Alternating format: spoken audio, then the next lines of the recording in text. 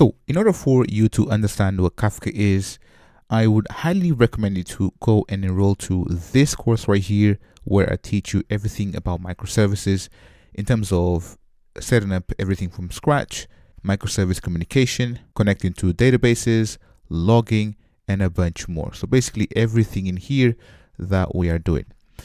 And previously we actually did connect to a RabbitMQ in here. So if you've missed that video as well, I would highly recommend you to go and check it out. Now, because we are learning about Kafka in here, we just have to replace this part right here, because Kafka can be also used as a message queue. So let's dive into Kafka to understand what it is. Kafka is a distributed streaming platform that allows producers to send events of streams right here to the broker, and then consumers can actually receive those events. And the way it works is through topics, and I'm going to explain topics in a second, but Kafka is a distributed streaming platform. Now, you might be wondering why distributed? Well, you can imagine that you want your application to be resilient, i.e. you don't want just one node to act as your Kafka broker.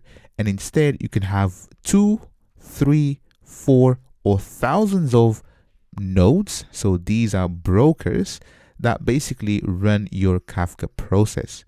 So these could be cross-region, different data centers, so on and so forth. And with Kafka, you can build real-time event-driven applications, such as, for example, location tracking. So maybe if you order food from Uber Eats, then when you see the driver updating his location on the app, that is done through Kafka. Kafka is fault tolerant, so you run a bunch of these nodes cross-region. It can scale, so if you basically need more brokers or if traffic increases, Kafka is highly scalable. And as I said, Kafka should always run as a cluster. Now, one difference here that you might be saying, okay, so what's the difference between Kafka and RabbitMQ, for example? Well, with Kafka, messages, when they are sent to the topic, they don't disappear. So they can stay there for a couple of minutes, couple of hours, couple of days, or even forever. Whereas in a traditional message queue, the messages are gone as soon as they are consumed. So we have producers and we have consumers on this side. Producers, these could be microservices or web application or anything really that wants to produce messages or events of streams. And then you have consumers. So again, this could be microservice to microservice communication, or maybe you want to send logs as well, or you want to build monitoring systems, including dashboards, or even do work with Hadoop. Also right here on the side, you can see that Kafka has something called Kafka Connect. So these are mainly for data integration. You've got Kafka Connect source. So this pulls data from your existing data sources into Kafka. And then you have Kafka Sync, which takes data of Kafka topics and then puts it into your data source. So the connect right here, so these are Java applications that run independently from the main process.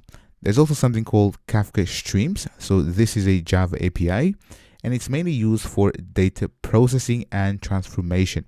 You can enrich data, you can transform data, you can perform filtering, grouping, aggregation, and a bunch more. Now here you can see that the arrows go both ways. So as data comes to Kafka, basically Streams performs all of these data processing, and then once you're done, you can actually put it back to a topic so that any other consumer that wants to consume that enriched data, they can do so. Now let's look where these events of streams are put inside of Kafka. So with Kafka, we have this concept of topic. And if you've seen my RabbitMQ, you've seen topics and different types of topics. But in Kafka, it's a little bit different. So a topic is a collection of events which is replicated and partitioned. So if you can imagine, so if you have messages going to your topic, then if you have a bunch of nodes, these are replicated and also partitioned.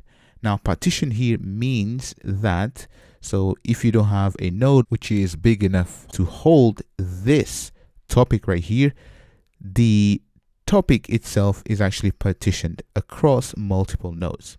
As I said, it's durable, so you can store it for hours, days, years, or even forever. And there is nothing that says how big or small these topics can be. So there's no limit. So you have to decide what you want to store, and you can basically have really, really big topics or tiny topics.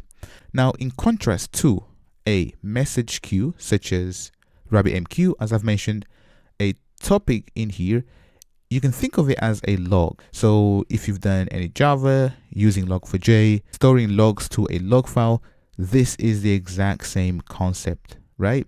So data going into the log can be kept for hours, days, years, or even forever. And once data is read off a topic, it's still there. It's still there. Whereas with a message queue, if, for example, this is read, then it's gone. But with Kafka, it's not the case, meaning that you can then have a bunch of other consumers reading off the same topic.